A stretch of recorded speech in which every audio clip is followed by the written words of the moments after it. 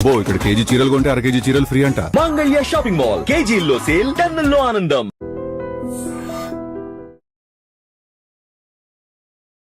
Hi sir. Hi అండి. So ఇంకో ఎగ్జాంపుల్తో వచ్చాను నేను మీ దగ్గరికి. ఏంటంటే ఇంకొక 2-3 ఇయర్స్లో ఆ పర్సన్ అనే వాళ్ళు రిటైర్ అయిపోతున్నారు కానీ వాళ్ళ దగ్గర ఒక 1 crore వాల్యూ ఉంది. ఆ వాల్యూని వాళ్ళు ఎక్కడ ఇన్వెస్ట్ చేస్తే ఎక్కువ రిటర్న్స్ వచ్చే ఛాన్స్ ఉంది? మేడం, ఇప్పుడు 1 crore ఆల్రెడీ క్రియేట్ చేశారంటున్నారు కదా, ఆ వాల్యూ ఎలా ఉందనేది చూసుకోవాలి. అంటే వాల్యూ అంటే ఎక్కడ ఉందనేది చూసుకోవాలి ఫస్ట్. దాని తర్వాత వాళ్ళకి 2 నుంచి 3 సంవత్సరాలు సమయం ఉంది రిటైర్మెంట్కి, రైట్? సో ఆ డబ్బుల్ని మనం ఎక్కడెక్కడ పెట్టుకోవాలనేది మీ క్వశ్చన్, రైట్? సో మేడం, ఎక్కడ ఎక్కువ రిటర్న్స్ వచ్చే ఛాన్స్ ఉంటుంది? ఓకే.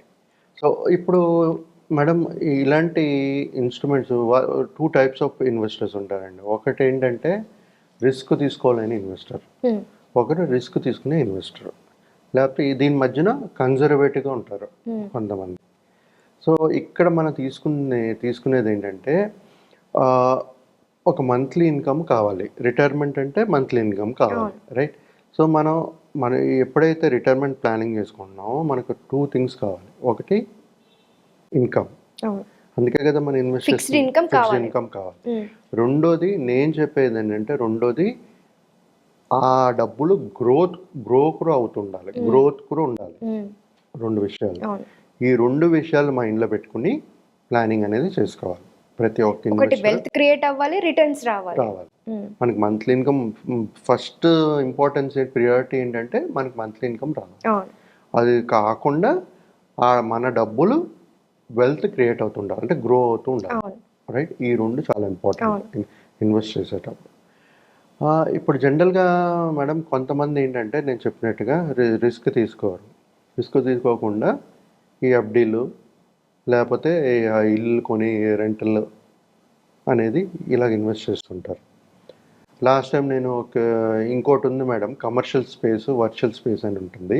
అలాంటి దాంట్లో కూడా ఇన్వెస్ట్ చేసుకుంటూ ఒక మంత్లీ ఇన్కమ్ అనేది చేసుకోవచ్చు, లేకపోతే వడ్డీలకి ఇచ్చి చేసుకోవచ్చు. సో ఇవన్నీ ఎలాగ వర్కౌట్ అవుతుందో మాట్లాడదాం. ఎఫ్డి అనుకోండి, నేను చెప్పినట్టుగా 5 lakhs వరకు ఇన్సూరెన్స్ ఉంటుంది కాబట్టి మీరు మ్యాక్సిమం 5 lakhs చేయగలుగుతారు. అంటే వేరే పెట్టుకోవాలి. ₹1 అంటే ఎక్కడ పెడతారు? సో ఇంకో సెకండ్ ఆప్షన్ ఇల్లు కొనుక్కుని రెంటెడ్ అపార్ట్మెంట్స్ అట్లా చేసుకోవచ్చు. ఇక్కడ ఏంటి, మన ఇల్లు మన కోసం కొనట్లే, మనకి ఇన్కమ్, ఫిక్స్డ్ ఇన్కమ్ కావాలని చెప్పి కొంటున్నాం. కానీ ఇక్కడ ప్రాబ్లం ఏంటంటే ఆ పర్సన్ వయసు 60 years ప్లస్. మనం ఈ రెంట్కి ఇస్తే ఈ మెయింటెనెన్స్, ఈ చాలా తలనొప్పులు, మెయింటెనెన్స్ చాలా ఉంటాయి. సో ఒక్కొక్క ఏరియాలో అది ఎప్రిషియేట్ అవుతుంది, మంచిగా ఎప్రిషియేట్ అవ్వదు. ప్లస్ ప్రతిసారి టెనెంట్స్ మారడాలు, అడ్వాన్స్లు చాలా ఫుల్ ఉంటేనే మనకి ఇన్కమ్ జనరేట్ అవుతుంది. మధ్య మళ్ళీ గ్యాప్ వస్తే మనకి రాదు. మూడోది నేను కమర్షియల్ వర్చువల్ స్పేస్ అని చెప్తాను. అది కూడా ఏంటంటే ఒక లంసమ్గా అమౌంట్ ఇస్తే ఎవరైనా ఒక కమర్షియల్ కాంప్లెక్స్ కట్టారనుకోండి, వాళ్ళు బిజినెస్ రెంట్కి ఇచ్చి బిజినెస్ రన్ చేస్తుంటారు. కాకపోతే మనకేంటంటే ఒక ఫిక్స్డ్ ఇన్కమ్ లాగా ఒక 15%, 12%, 10% ఎంతో ఫిక్స్ చేసి అది ఇన్కమ్ వస్తూ ఉంటుంది.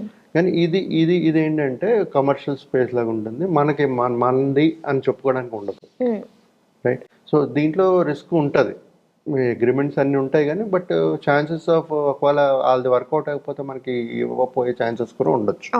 సో ఆ రిస్క్ అనేది ఉంటుంది, అదే అర్థం చేసుకోవాలి మేడం. ఇలాంటి 50 years ఎవరైతే 1 crore అందరికి ఉందో, 60 years 1 crore ఉందో వాళ్ళ 50 half into 50 lakhs half into equities, half into డెప్ట్ ఫండ్స్ పెట్టుకోవచ్చు. లేదైతే థంబ్ రూల్ మళ్ళా 100 - 60 వాళ్ళ ఏజ్ 40% ఈక్విటీలో 60 ఇక్కడ కేటగిరీస్ అయితే ఉండాలి. ఇలా కాకుండా madam senior citizen saving schemes అనేది కూడా ఉన్నాయి. దాంట్లో కూడా పెట్టుకుంటే మంత్లీ ఇన్కమ్స్ వస్తుంటాయి. సో ఇది కాకుండా ఇప్పుడు మ్యూచువల్ ఫండ్స్కి వద్దాం. మ్యూచువల్ ఫండ్స్కి వచ్చేటప్పుడు నేను ఏమన్నాను, కొంత హాఫ్ ఈక్విటీలో పెట్టుకోండి, హాఫ్ డెప్ట్ పెట్టుకోండి. మ్యూచువల్ ఫండ్లో బ్యూటిఫుల్ కాన్సెప్ట్ ఉంది, SWP, సిస్టమాటిక్ విత్డ్రావల్ ప్లాన్. ₹1 కోటి పెట్టుకుని మీకు కావాలంటే ఒక 50,000, 60,000 పెట్టుకున్నా సరే ఫర్ ఎగ్జాంపుల్ 60 ఇయర్స్ పర్సన్ అనుకోండి, ఆయన 20 ఇయర్స్ మంత్లీ ఇన్కమ్ కావాలనుకుంటున్నారు 50,000. ఆ 50,000 ప్రతి నెల తీసుకున్నా సరే ఆయన ₹1,00,00,000 మంచి వెల్త్ క్రియేట్ చేసి పెడుతుంది 20 ఇయర్స్. ఓకే. ఓకే, కానీ ఇక్కడ ఆలోచించవలసింది ఏంటంటే ఆయన ఇంపార్టెన్స్ ఏంటంటే రిస్క్ ఎంత తీసుకుంటారు, దాన్ని బట్టి మన ప్లాన్ సెలెక్షను ఏ కేటగిరీలో పెట్టాలి అనేది చాలా ఇంపార్టెంట్. అంటే ఇప్పుడు ఎస్డబ్ల్యూపీలో మనకి రిస్క్ ఫ్యాక్టర్స్ కూడా ఉంటాయి సార్? ఉంటాయి, ఎందుకంటే ఈక్విటీస్లో పెడతాం కదా మనకి, ఎందుకంటే 12 to 15% రిటర్న్స్ రావాలి అన్నప్పుడు ఈక్విటీస్లో పెట్టాలి. ఈక్విటీస్లో పెడితేనే మనం ₹1,00,00,000 పెట్టి ఒక 50,000 మనం ప్రతి మంత్ ఇన్కమ్ తీసుకోగలుగుతాం. అలాగే మీరు బ్యాంక్లో పెట్టారనుకోండి, మీకు 5.6% వస్తే మీకు ఎక్కడ సరిపోతుంది, అక్కడ మనకి రిటర్న్స్ ఇన్ఫ్లేషన్ బీట్ చేసే రిటర్న్స్ రావట్లేదు. గుర్తుపెట్టుకోండి, ఎప్పుడైనా 1 CR ఇన్వెస్ట్ చేసి మనకి రిటర్న్స్ ఫిక్స్డ్ ఇన్కమ్ కావాలి అనుకున్నప్పుడు మనకి వచ్చే returns it should be more than inflation beating returns. ఆ ఇన్ఫ్లేషన్ బీట్ చేస్తున్న రిటర్న్స్ మనకి రావాలి. సో మీరు అన్నట్లుగా ఒక 40% డెప్ట్ లో పెట్టేసుకుని ఇంకొక 40% ఈక్విటీలో పెట్టుకోండి, 60% డెప్ట్ లో. ఓకే, ఆ 40% మనం ఎస్డబ్ల్యూపీలో పెట్టుకుంటే బెటర్ అంటారు. ఓకే, పెట్టుకోవచ్చు. లేదు ఆయనకి ఇంకేం సోర్స్ ఆఫ్ ఇన్కమ్ లేదు, నాకు ఇంకా ఎక్కువ కావాలి అనుకునేటప్పుడు ఆయన రిస్క్ తీసుకోగలిస్తే 50-50 పెట్టుకోండి, లేకపోతే safe side depending on the risk appetite అండి. ఇప్పుడు నేను చెప్పగలుస్తాను, ఇప్పుడు 60%కి నేను 40% దీంట్లో ఈక్విటీలో పెట్టండి, 60% డెప్ట్లో పెట్టుకోండి అంటాను. కానీ లేదండి నాది 60% ఈక్విటీలో పెట్టండి, 40% డెప్ట్లో పెట్టండి చాలా అంటారు. అంటే వాళ్ళకి రిటర్న్స్ ఎక్కువ కావాలి. సో అలాంటప్పుడు స్ట్రాటజీస్ వాడుకోవచ్చు. మంచి థింకింగ్ వేరే ఉంటుంది, రిస్క్ అపెటైట్ వేరే ఉంటుంది. ఆ విధంగా మనం ఈ ఎస్డబ్ల్యూ ఇన్వెస్ట్మెంట్ ఒకేసారి లంసంగా ఇన్వెస్ట్ చేసుకుంటూ ప్రతి నెల క్రమబద్ధంగా ఒక ఫిక్స్డ్ ఇన్కమ్ అనేది క్రియేట్ చేసుకోగలుగుతాం. దాంతోపాటు వాళ్ళకి వెల్త్ క్రియేట్ అవుతుంది. ఆ 15 years 20 years తీసుకుంటుంటారు కదా, ఆ ఫిక్స్డ్ ఇన్కమ్తో పాటు వెల్త్ క్రియేట్ అవుతుంది. విచ్ కెన్ అలాంటి ఇన్కమ్ ఏదైతే వెల్త్ క్రియేట్ అవుతుందో మీ నెక్స్ట్ జనరేషన్కి ఇవ్వచ్చు, అంటే మీ పిల్లలకి ఇవ్వచ్చు. సో ప్రతి ఒక్కరు ఆలోచించేది వాళ్ళ కోసమే కదా మేడం. మనం ఎంత కష్టపడినా ఏం చేసినా నెక్స్ట్ జనరేషన్. ఇప్పుడు కొంతమంది ఉన్నారు తాత ముత్తాతలు ఆస్తులు ఉంటాయి, వాళ్ళ పిల్లలకి ఇస్తున్నారు కదా, వాళ్ళ పిల్లలు అలాంటి జనరేషన్కి వెళ్తున్నాయి. ఇది మీరు ఈ లిక్విడేట్ అమౌంట్ ఈజీగా ఇస్తున్నారు, అంటే మీకు ఎప్పుడైనా కావాలంటే ఈజీగా తీసుకోవచ్చు మీరు. అదే పొలాలు ఎకరాలు ల్యాండ్స్ ఇచ్చారనుకోండి, మీరు అమ్ముకోవాలి, కొన్ని పోతాయి కొన్ని పోవు, మనకు కావాల్సినప్పుడు అందం.